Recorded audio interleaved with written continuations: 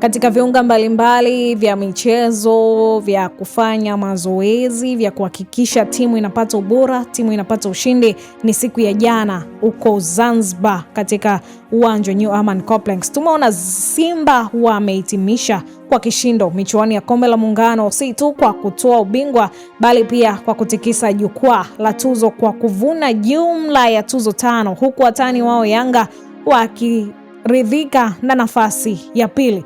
Katika orodha ya washindi binafsi, kocha mkuu wa Simba Steve Barker aling'ara kwa kutoa tuzo ya kocha bora kwa mashindano, ishara ya kazi kubwa aliyoifanya kufikisha timu hiyo kileleni. Kiungo chipukizi Hussein Begu naye alijitwalia tuzo ya mchezaji bora kijana aliyejionyesha mustakabali mzuri ndani ya kikosi hicho. Safu ya ulinzi na ushambuliaji nayo haikubaki nyuma, ambapo kipa Hussein Abel alitoa tuzo ya kipa bora kwa mashindano, wakati Selemani Mwalimu akiibuka mfungaji bora, akihitimisha mashindano kwa ubora mkubwa mbele ya lango.